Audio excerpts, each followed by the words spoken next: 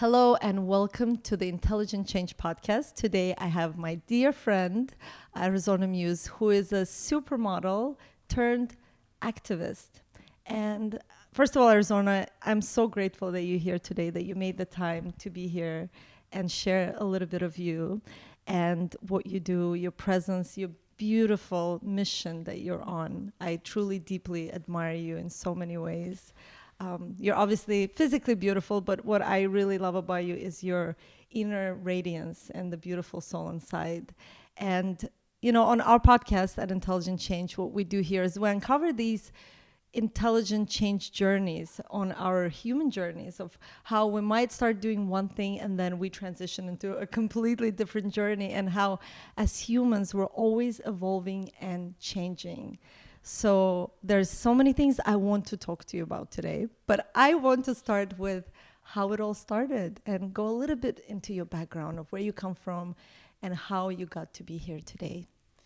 I would love to tell you my story. So I have been a model for 13 years, long time. And about 6 years into that career, I realized, wow, I'm wearing clothes, selling clothes, and I actually don't know anything about where they're from. And that was a huge realization to me. And I wanted to know. It's like, so where are these made? Are they made in a factory? Where are they made? Who makes these? And there were some resources available at the time, and I lapped them up, and I learned so much about just shocking information about how dangerous it is to make clothes for the people, for the planet, how many different countries are involved in the making of one garment, how many different materials. I used to think of a coat as like being made of wool. It has a lining, it has shoulder pads, it has thread that sews it together, it has buttons and maybe a zip. It's many different colors from dye or bleach. It's like, whoa, okay, 9 materials in this garment that I kind of assumed was one material. It just opened up a whole new way of looking at the world. And through my exploration of supply chains, I learned so much. And it had a really interesting effect on me personally. So as a model, I became quickly less and less happy, and my insecurities went up and up and up and up, and I felt less. Why do you think this happened? Yeah, I felt my self-esteem went through the floor. I was like a little shell of myself who thought everything I did was wrong, everything that I looked like was ugly. That's a really weird thing about models. I know that people look at pictures of models and go, oh my God, they must be so confident. We are so insecure. We are like... I love that you're sharing this, by the way. Every time I look at a picture of myself, now that I'm older, I'm 34, and it's not my life anymore. I can actually have like mental headspace to think about other things other than obsess about what I look like, which is the least healthy thing anyone could ever do to themselves. But it is a product of what it's like to live in that industry. Everyone looks at you constantly and comments on what you look like. Oh, your hair is like this. Oh, your skin is this color. Oh, your eyes are like this. Oh, you look like you've been away. And the worst one is, oh, you look so healthy. And they think I look fat. Unbelievable, terrible, right? So how healthy is labeled now? Health is so like healthy. fat. This was 10 years ago. I think the body issues are definitely better and improving. And now it's okay to have a normal body. It's okay to have a large body. It's okay to have whatever body. You just be you. That is, that's like the aim, and some circles reach that. I know that also there are plenty of models right now who still feel horrible about their bodies and like they're never right, and like, all of this still exists, but now there's a larger spectrum leaning toward good. But then there really wasn't a spectrum leaning toward good. It was pretty much all just be as thin as you can and get rewarded for that, and everyone goes, oh, you look amazing, and then when you get a bit fatter they go, oh, you look healthy. Like so bad.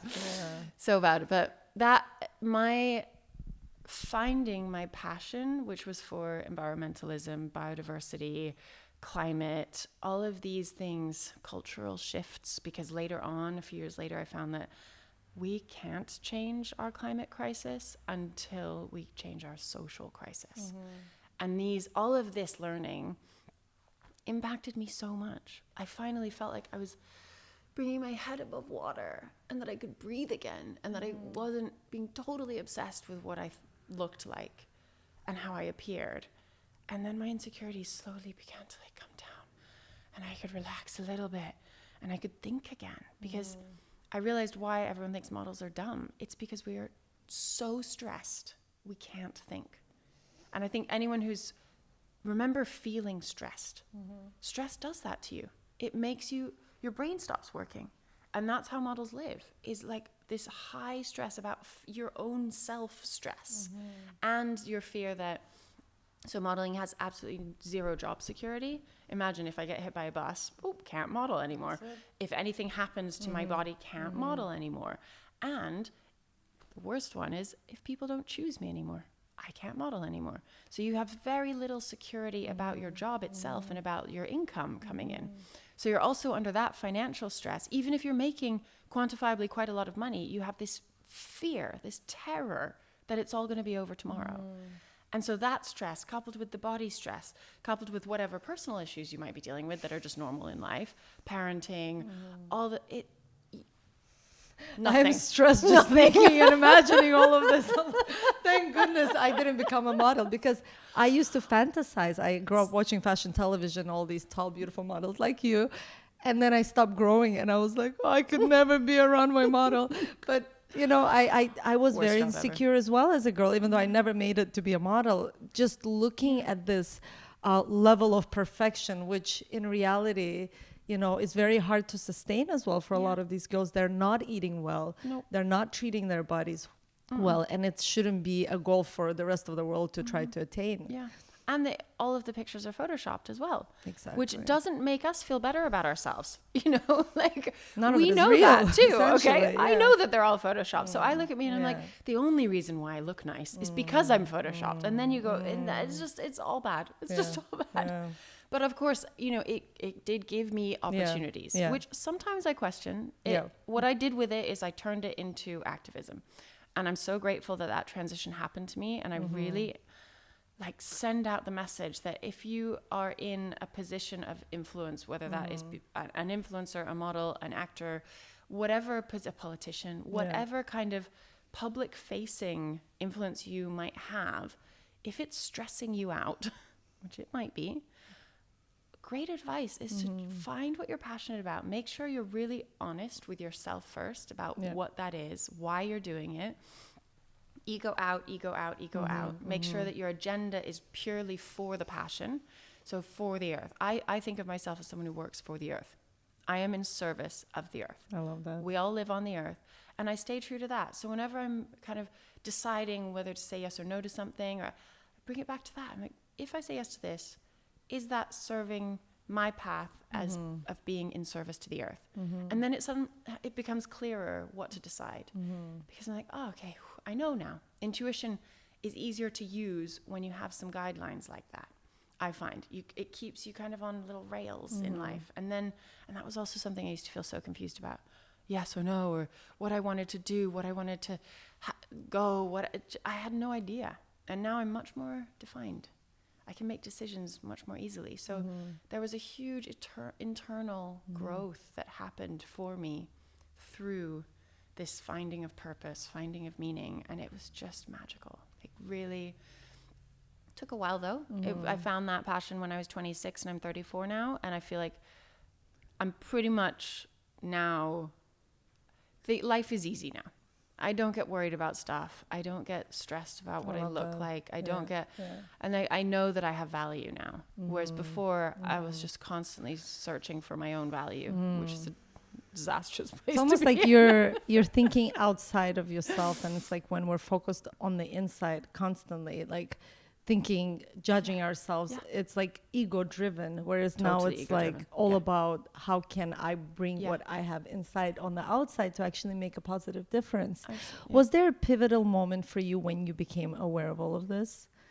Yeah, it was at 26 years old when I started to question, okay, why? It was because I heard the word biodiversity.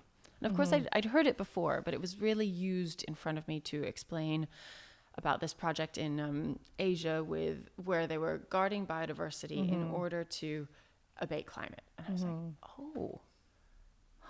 And then I started asking, okay, so what is impact it is my job and my life having on biodiversity? And that was a big pivotal moment. And once you start learning about supply chains and about how everything in our lives is made, you never go back, because once you know, you don't want things. Like I look at a sparkly dress now, and I'm not like, oh, I'm going to deny myself that dress. I'm like, oh, I don't want it. Yeah. It's so easy not to want it. Let me It's tell the you the story why, of a right? dress, actually. So how a dress is made. Please do. Let's say it's a cotton dress with some embellishment and a lining and a zipper at the back. And so that cotton will have been grown. India and China grow the most cotton. The US is the second place. So let's say for the purposes of this dress that the cotton was grown in China. And then it will have been ginned, which is the process of taking all the burrs out and making the fiber available for spinning. It'll be ginned maybe in China, but maybe in a neighboring country, sometimes in Australia. Then it will be spun, probably sent back to China for spinning. Then it will be dyed, and it'll be dyed in India. Most of the dye houses are in India. And then after dyeing, it'll be either knitted or woven. Let's say that this one's woven. Yeah. That might happen in India as well. And then, so we have a dress now that is just the outer shell of the dress, hasn't even been sewn into a dress. Now the thread will be polyester because it's stronger. That will have come from absolutely somewhere else and will have been dyed with a toxic dye as well. Sew the dress together. The embellishment, we need the embellishment. So that panel of the dress that has the embellishment on it, that panel gets sent to a factory, a different factory, usually in India as well, for embellishment. Will be embellished with sequins, whatever, plastic, Yes. also dyed with color pigment in it, toxic. Yeah. They will have come probably from China.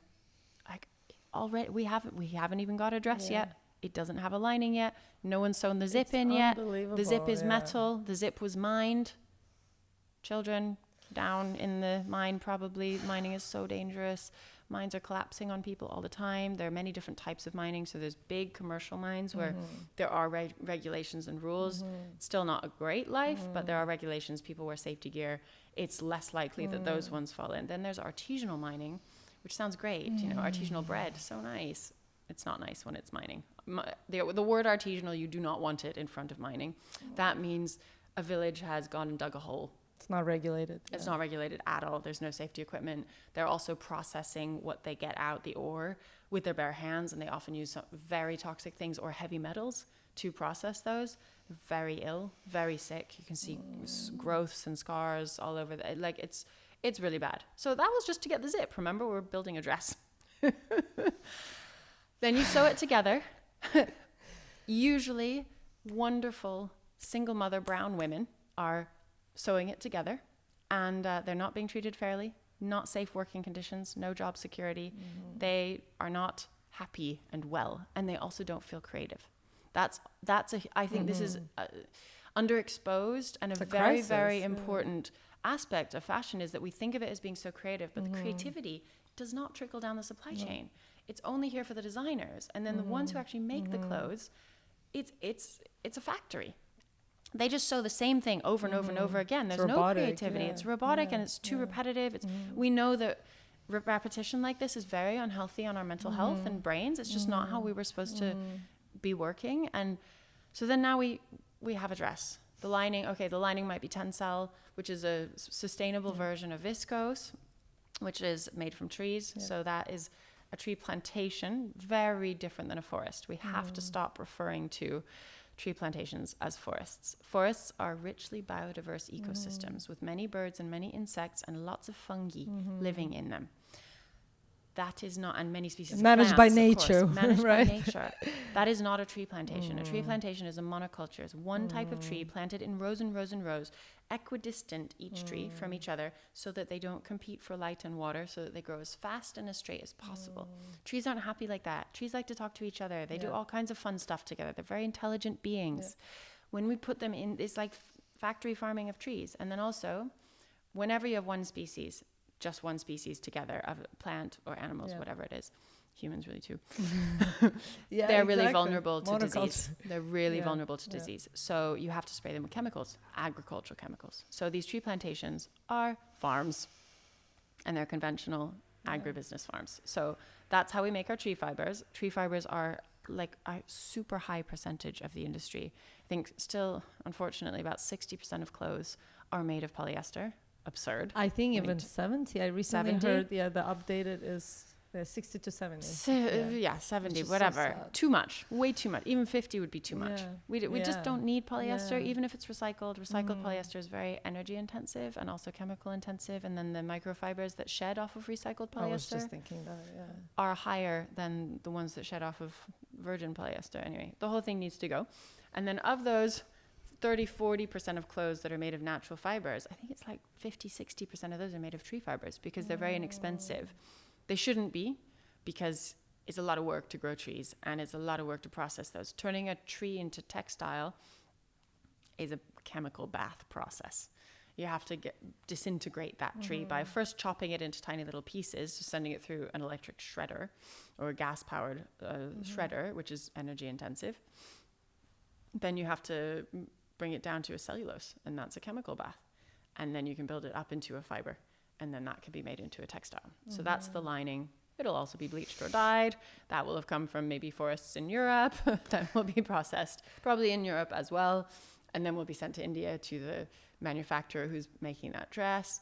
Oh, at each step of that dress, guess what happened? It was wrapped in plastic. Every single element of that dress has been wrapped in plastic each time, because every time it's transported, fresh plastic to keep it clean. I don't even want the dress. I don't even want the dress. And we're talking about a cotton dress. We're not even talking about a polyester dress, right? And This cotton still is more or less. Oh yeah, this was like considered sort of a natural. Yeah. This was a sort of a natural dress, although cotton is the most pesticide hungry crop we have. Conventional cotton, right? Like All the cotton in general. So yeah. cotton is a very vulnerable crop. It's sometimes I like to behave as a plant. So if I'm cotton, cotton's like, ooh, I'm so thirsty. Give me water. But I want a lot of sunlight. Put me in a desert where there's no water. And then irrigate me. Oh, the bugs are eating me. Put some chemicals on me. That's what cotton does all year long. It's a very whiny crop. Whereas flax, where we make linen from, flax is like, I'm fine. Don't worry about me. Grow me on a hill where nothing else wanted to be. Don't water me. I like rainwater. I'm fine. Oh, the bugs. I bring lots of different bugs in, and they all just live around me. They don't eat me. I'm just a house for them. It's all cool, dude. That's flax. So we need to grow more flax and less cotton. We just really, really do. We can't really rely on it. So we can't rely on this huge amount of cotton that we grow, and it's not good for the farmers that they're exposed to those toxic chemicals all year long. It's and awful. then we are exposed because again, everything goes into rivers that go into the seas, that goes into the oceans, and then No wonder the oceans are dead. So sad. What do we do? It's obviously anybody who is listening to this, like you and I, I'll do a lot of homework. I'm literally the same as you. And that's why when we met, we clicked so well, because I truly admire your passion and where you've stepped up even to educate others about it. I try to do the same and use my platform to little by little tell people these are the solutions that you can implement in your day-to-day life, and also not to overwhelm people, because I feel like when people feel like this issue is just too overwhelming, there's nothing I can do, they go into this paralysis and they're like, well, YOLO, I'm just gonna keep doing the things the way I'm doing, because it's like this big issue is just too overwhelming and I don't even know how to start. And I think when we look at it from the point of view, actually you do have a say, you do have a vote with every decision and every purchase, and you do make a difference. Absolutely. And I think it's important to know that there's a huge problem. It's important to educate yourself, but also I think it's important to understand that it doesn't have to be this way. Like for thousands of years, humans survived without plastic. So what can we do? What can every single one of us do to minimize the environmental impact that we do have on the environment? And I personally have been on the same journey as you have, just like first and foremost, to educate myself and embody that change, to be authentic in the way that I live life. And I would say I'm not perfect, and I'm sure you are as well, because it's very difficult to be perfect ever in any area of your life. Obviously, sometimes I'll still buy something that will have a polyester component, whether it's the button or a little sequin somewhere or a glitter. But at the same time, I think it's just, again, being more conscious and aware and making most of your decisions based on these conscious choices. So going back to your journey, so once you found out about all of this, what were the first steps that you've made in your personal decision making and purchases? How did that evolve over time for you? I first started by changing my own life, the things that I had control over. It's easiest to start with where you spend money. So we're all spending money all the time, and we can make choices about where we lodge that money. So when you buy something, you put your money into a business who made something that you needed. That's a huge opportunity for activism. No matter how small it is, the amount of money that you're spending, you still get to choose where you put it. And the businesses who are doing things right, they're so grateful for your business. And that feels so good when you're supporting someone who's doing things in a better way. Also secondhand shops. That's like the way to, the good cheat is just buy everything secondhand. Anything you need for your home, buy it secondhand. Look at swapping websites. All of this, like that's an easy switch. And it feels really, really good. To be honest, for me, wasn't easy because I had this stigma with like used clothing. Oh, tell me more. I think also when you grow up with very little, I don't come from an affluent background. So like I work really hard to make money to buy really nice stuff. And then it's like, no, now I have to buy used clothes. So I have to get over that. But I think when you think logically about the overproduction of all these new items, it's like if we keep consuming the way we are consuming now, they're going to keep producing the way that, so we have to minimize our consumption. But of course we're humans, we still crave all these things and desire to look good. How can we still consume without the production? And then obvious answer is to buy used or vintage clothes. So it's then about curating, and I think there are great websites out there, like I personally love STR, where you can buy clothes with tags on. So this is how I personally, in a way, cheat. It's like, well, somebody bought it. It's either doesn't have a tag, but maybe was worn once. So I don't feel like it's used, but I'm still giving it a home because in the end, it's going to end up somewhere in a dumpster, right? If I don't buy it. So, and again, when I search these items, I also search by I guess this could be an opportunity for somebody to buy that dress with sequins if they really want to. Absolutely. Because at least all the plastic and polyester, buy it secondhand. So, but I still don't like wearing it because your body is your biggest organ and you're absorbing all that plastic. So I always search by, natural fabrics, whether it's, like you said, linen, organic cotton, silk. I absolutely love silk, or, cashmere wool, all of these more natural fabrics that actually can compost at the end of their life cycle. But going back to what you were saying, so there are so many things that we can do, and we do have to take into account affordability, because we have an economic system right now where a lot of people don't have enough money, which is crazy. I've done a lot of thinking and reading into just money. Like, what is even money? We just made it up. It doesn't exist, but we give it so much power. And we've created a system where a lot of people don't have that power. And that is in itself, like, we need to do podcasts and podcasts and podcasts about that to unravel that and understand why, and understand how to create a different paradigm, because it's not fair. It's absolutely unjust, especially when you're like, it doesn't even exist. So why do I have it and some people don't? Like, what? Also, I made all my money because people liked the way my face looked. Like, what? Again, what? Like, it's so weird.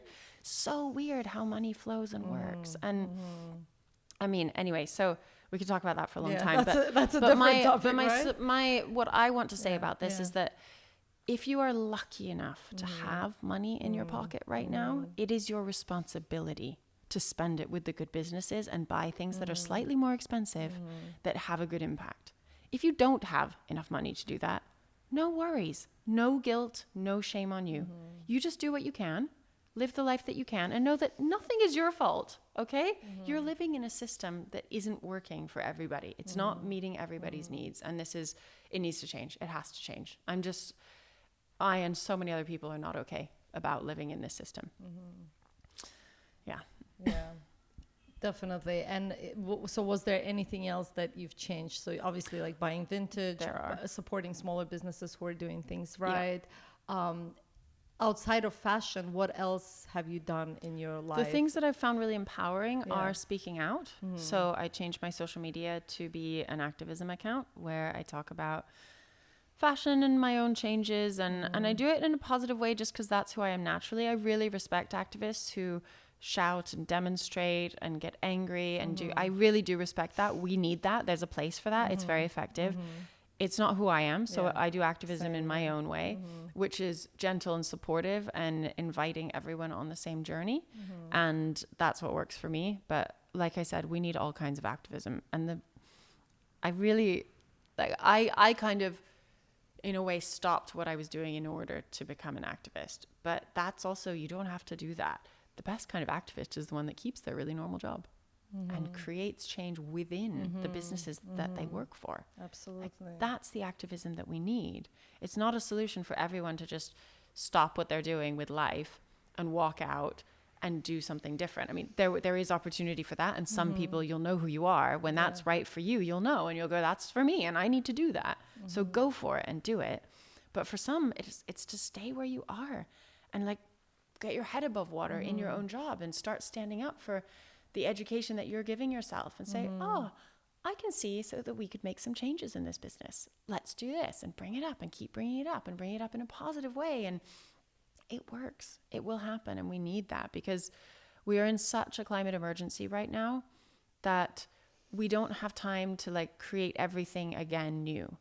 We need to use what we have in terms of also, secondhand fashion, but also the businesses that we have. We don't have time to close all the oil companies and like start new companies. So I like to imagine a future where all the oil companies are creating positive impact and not through spending 94% of their advertising budget on green energy, but only having 4% of their investment going into green energy. I don't mean that. That's proper greenwashing. But they are huge entities. And they have power. So they can create positive impact. Absolutely. And they just need to take advice from all the people who've devoted their lives to this. There's a lot of advice out there. It's really easy to find good logical solutions to make things better for the earth and better for people. It's really hard to find them if you're in a silo. Yeah. It really is. And this is one of my biggest takeaways from attending COP now twice. COP is Conference of the Parties. It's the UN conference that is hosted annually. It's the only conference of its kind. Most of the countries attend. They negotiate about climate. Unfortunately, none of it is binding. So all the agreements that come out of it are still just suggestions. That should change. That they should be binding. Otherwise it's a waste of time for so many people. It's not a waste of time because it's happening. It needs to happen. So at least the conversations are happening. But I feel like if nothing gets done, if nothing gets signed. Well, it gets done and it gets signed. Yeah. But it's not like, it's not into law. It gets signed as this is officially the guideline. But it's not ratified into law, and it's definitely not in criminal law. So if we were to put all of these guideline suggestions from the UN conferences into the International Criminal Court as laws, that meaning that if you didn't follow them, suddenly you were personally liable and you were a criminal if you were found guilty of them. Oh, everything would change instantly. Like I heard you say if you're polluting a river, you should be you should be liable for that pollution, and even if there should be consequences, like you could go to prison. If you're the director of a company and the company is polluting a river, right now the company is liable for that, not the director, and the company can't go to jail. Of course. So right now it's just a penalty, and so big companies who pollute rivers, they budget in annually all the penalties that they'll need to pay for the pollution because it's cheaper than actually not polluting. So that system's not working. We just need to make systems that work. And it's not rocket science. It just isn't. But again, we have to go back to money, I guess. Yeah. People, definitely. we're very wound up in money right now. We all think, we're all brainwashed in a way to think that money is the most important thing and that we have to make decisions based on money. All of the contracts between companies and their directors are all about making money. They don't say in them, you are also held accountable for the environmental and social impact of your company. They don't say that. So then it's no wonder why companies in general are causing great harm socially and environmentally, because their directors are actually doing a great job. They're doing what they've been asked to do. Exactly. So let's ask them to do different things. Right? Yeah. It's like changing the whole story about it. Yeah. Right. I want to talk about, obviously, your charity Dirt that you have created. How many years has it been now? 2 2 month. years. So it's very recent still. What compelled you on that journey of, obviously becoming an environmentalist and activist? Why did you decide that this is the time I need to create something of my own? Because obviously there's so many other charities that support sustainability in one way or another. I really admire that you've done this, because I feel like it's such a huge commitment, and it takes probably, 80%, maybe even more of your time. Talk to me about it. I'm really curious to hear more about that journey. So through my activism, I realized that every story I was learning about the fashion supply chain was always leading me back to soil. I was like, that's so weird. I didn't know that my clothes were grown in soil. And I looked around me at the core of the fashion industry, because I was super lucky. My career went really well. I was working for all the highest fashion houses and doing their shows and campaigns. And I was right there in the center and on all the covers of all the Vogues. Yeah. And we were not aware of this. And I was like, oh, that's a big problem then. So farmers are growing our clothes. And, we say grace when we eat. We say thank you to the earth for food. Thank you for the people who grew it. No one ever says a grace before they get dressed in the morning about their clothes. That is so true, right? So it's we don't have the awareness. Most people don't. Yeah. Because it's so disjointed, and we think clothes come from factories, which they do, but 7 steps before that, they came from soil. And so we need to reflect on this. We need to understand what it is to be a farmer. Farmers grow everything we need for us, except for all the petrochemical stuff and all the metal that's mined. They grow all of our food and all of our textiles and the wood that's on our floors and windows and everywhere. Thank you, farmers. Thank you so much for doing this for us. And the more I learned about farming, the more I fell in love with it. It's my big life ambition to become a farmer. I love it. It is super complex. Farmers' heads are so intelligent. And then when you're regenerative farming, your heart is connected to the soil, to the land. You're building a relationship between yourself and Mother Earth. It's a very primal, indigenous feeling to farm life, to grow plants. It's amazing. And so I kept learning all of this, and I also learned the tragedies of farming. So right now, and this is a problem in the global north, in the global south, in poor countries, in rich countries, everywhere, farmers are committing suicide at a higher rate than any other demographic in most countries. And it's because they're stuck, I found out, in an economic situation that is impossible. They have so much debt.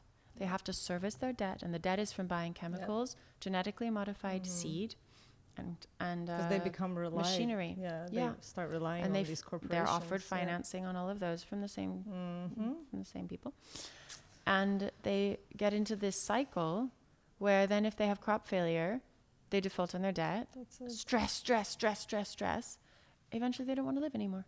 Like, what? This tragic. Is so not okay. They are growing everything we need for us, and we don't even say thank you, and we're leaving them in this situation where they're so deeply, deeply unwell. So I started Dirt because I wanted to address this whole situation, and particularly the intersection of the agricultural situation with the fashion situation, because it was really this connection, as we were talking about, is just not there. And so Dirt, our ambition is to turn fashion into a climate solution, mostly by the way we grow things. Because if we could avoid all of those agricultural chemicals on all of our fashion crops and start growing a lot more linen, a lot less cotton, balance everything out in the right way, grow it on biodiverse fields within forests in many cases. Agroforestry is when you grow trees with crops. So the crops aren't just like in the bare scorching sun all by themselves. They have the trees over them, put animals in through them, mobile grazing, all of these things that are just mimicking nature, the way nature would have done things. And this is helpful when we can take some fences down. Right now we farm on very small tracts of land, even if it's a massive field that's way too big. it's still kind of like there will be a fence around it, and that's really harmful to nature. Nature hates fences. Doesn't work. We need to get grazing herds back. Just bring them back. So DIRT is working to create new certification guidelines for fashion. We're working with Demeter. I love that. Demeter is the certifying body for a global agricultural movement called biodynamic farming. Demeter is nearly 100 years old. Next year is its birthday. And it has a very high standard for sustainability, socially and environmentally. And they've seen great success certifying food and wine, but they don't work in the textile space yet. They have one cotton certification, which we're going to review as part of this process, creating 10 new certifications. And so we're going to do this we've started the first one, which was dye stuff. Really challenging. I think we started on the most difficult one by accident, but that's okay. We're nearly finished with it. Wow. And gathering experts from all over the world, making sure we have very diverse points of view, because this cannot be something that gets created in one climate with one thought process and then gets put somewhere else in the world, and they're like, this makes no sense at all, because that happens a lot. A lot with innovations. It gets innovated in one place and it's totally useless in other places. So this is why it was really important to me to have a very wide viewpoint coming in on this. So we had 15 experts coming from many different growing climates, many different cultures, many different skin colors, many different understandings of the fashion supply chain. Quite amazing and humbling to be there. And we're facilitating the creation of these 10 with Demeter. We'll be launching them over the next 2 years, and they will be there then to help to guide the fashion industry, not only on how to grow, but also how to process, because the chemical process that we talked about is so damaging. And Demeter always certifies the process as well. It's not just the growing. And then also how to wear them well. So when you're caring for your clothes, you can be damaging or not. Dry cleaning is so damaging. So all of these tags will say do not dry clean. And what that means, you have to do all the washing tests on them. You have to make sure that they're washable clothing. And sometimes they'll need to be disassemblable. Like if it's a really fancy garment, you need to make a kind of a strip here that you can take out and wash. This is how old-fashioned clothing was designed. In those fancy Elizabethan dresses, they never washed the whole thing, but they had kind of guards under the armpits that you could remove and wash those. And all the cuffs of everything always came off, so that you could wash the cuff, but not the whole garment. I mean, and here as well. So we need to think. That makes so much sense. Right? I think we need to just go back into history and say, how did they do it? I mean, you don't have to so much knowledge, the bicycle, so much knowledge to be gleaned off of the real logic that was created in history, and then also some room to innovate and make sure that we're doing things in a really friendly, modern way in some ways. And then the blend of those is just the right way to go. And then, of course, the decomposition, because we have to admit every single thing we make is trash. That's okay. It's beautiful trash, but it's trash. So how is it going to behave when it's in a landfill? It shouldn't go into a landfill. It should go into a compost pile. So all of this clothing will be able to be compostable, meaning that it's just not toxic. So in soil's not just like a brown blanket. Soil is a composite material made of trillions of microorganisms. And those trillions of microorganisms, have a look at like microscopic videos of them. They are so funny. They have personalities. They do their stuff. They're super busy all the time. I think they're even playing, but they're definitely eating and pooping. That's soil, their poop. They're having sex and making babies. They're doing all kinds of things all the time. And we need to make sure that we make clothes that they can eat. That's it. And that's it. And then that is a really circular economy. Right now, I still have yet to see a graph where not a graph, sorry, you know what I mean? Oh, what are they called? A picture. A cycle, Like a picture where the circular economy really comes in from and goes back to soil. Comes from the soil, goes back to the soil. Abuse it, and eventually goes back in the soil and can be eaten by the soil. Right now, all the circular economy pictures I see are the tiny circles of recycling. It's like, but where did it come from really? It's always soil. So we need to come back to soil. So this is the big mission of the charity, is to create these and start using these. We also support projects all over the world. So we have about 20 projects that we have in our menu that businesses are welcome to choose from to support. So meaningful. oh my gosh, these people, they are climate resilient. They are working in the future already. We just need to fund them. And that's our attitude at Dirt. We're very much like, we will never tell our projects how or what to do. They know best. People in local communities know exactly what is right for their community. I just feel honored to be able to fundraise for them and send them the money that they need. We find all of our projects through the biodynamic farming movement that I mentioned earlier. So they're all kind of checked on and triple checked on through a nice triangle of lots of people that all know each other throughout the world. It's a tiny movement. It really needs more funding. We also have 2 other ways to fund the growth of this movement, which is our 2 funds that are quite new in the charity. One is called the Education Fund and one is called the Biodynamic Association Fund. This movement, as I said, is nearly 100 years old. It has a really good infrastructure, but really tiny bits of funding going to it. So with Dirt, what we hope we are able to catalyze is a lot of funding moving into this global movement in agriculture, because it's amazing, because it's there already. So if we could give each of these biodynamic associations 20, 30, 50,000 a year, the movement would explode. Absolutely. Because right now, in a good way, in a good way. It needs to explode. Because right now, many of the associations around the world are working with 1 or 2 volunteers, 1 or 2 days a week. And they're responsible for promotion of the movement and gathering new farmers and helping to explain what it's like to transition from conventional farming into biodynamic farming. And they're doing a really great job with what they have.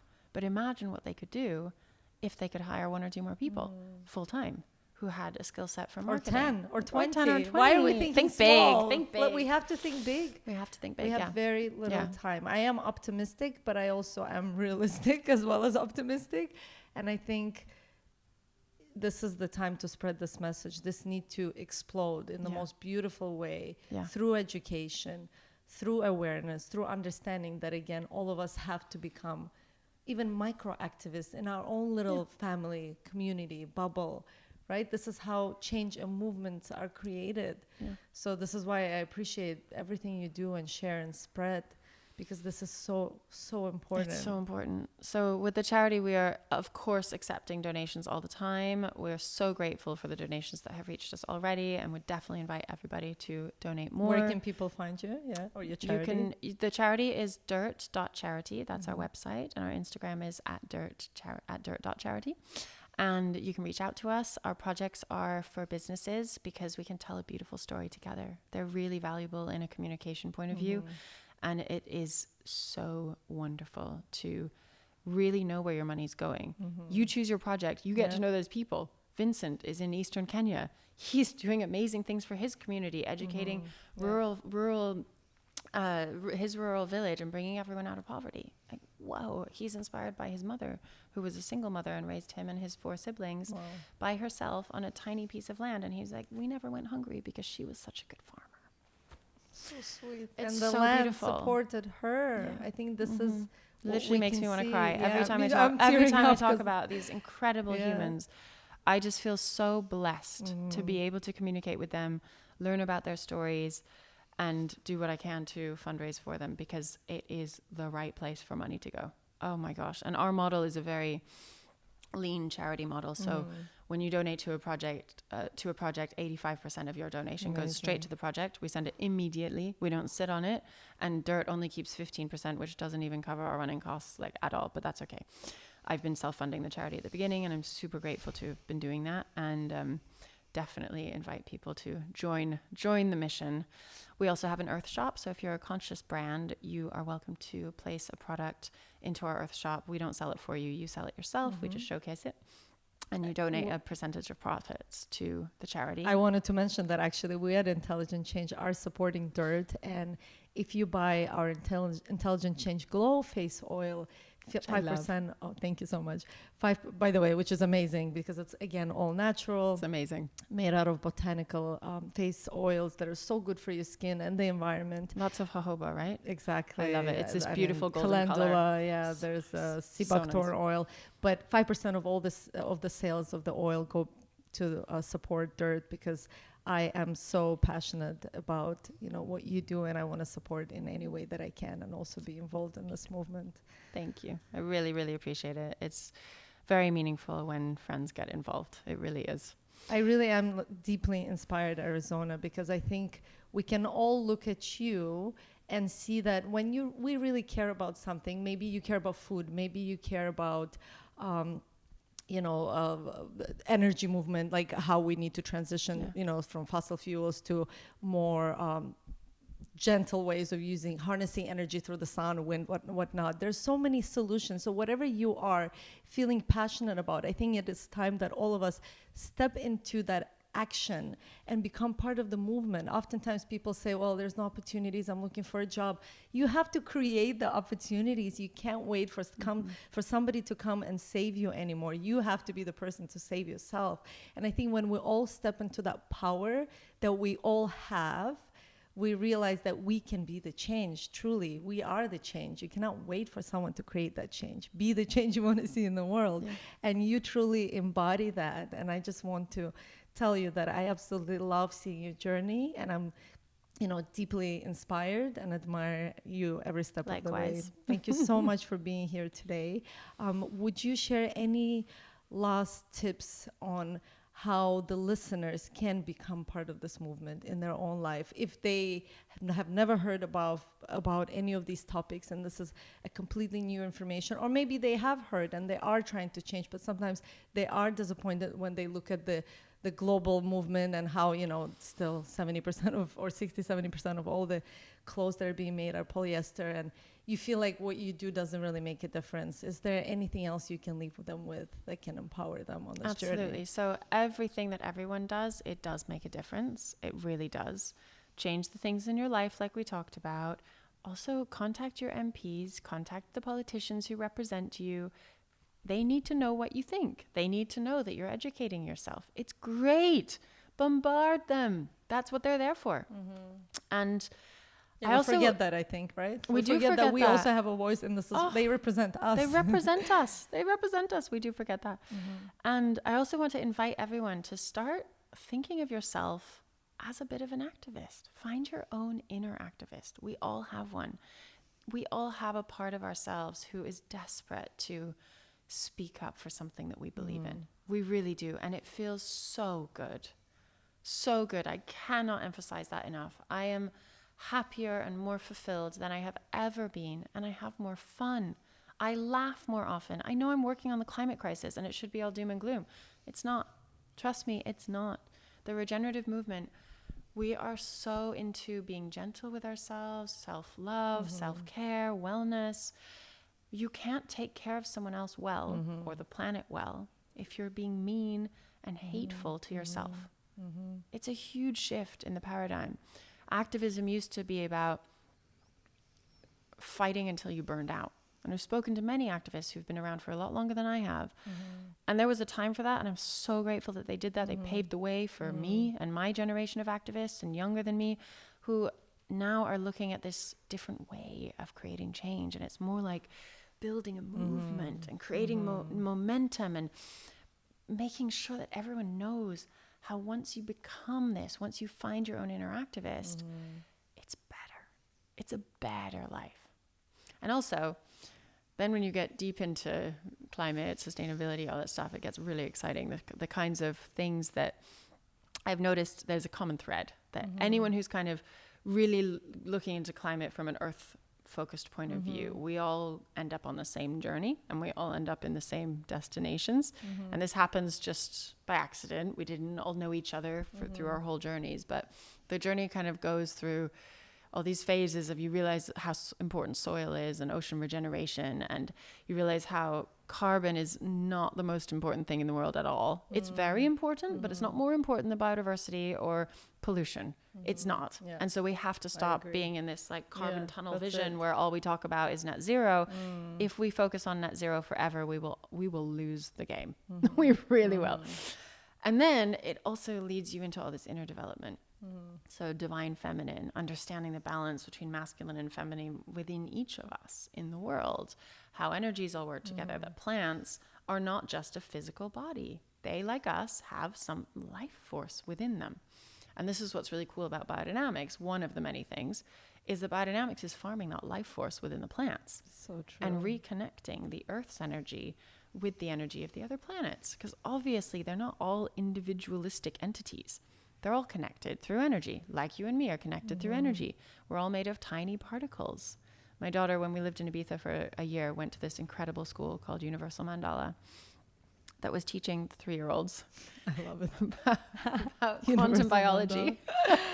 So right So up my my daughter alley. was coming home from school at 3 going, Mama, we're all made of tiny little particles, and the tiny little particles of the plant are the same as me, and I might come back as a plant, so I need to be kind.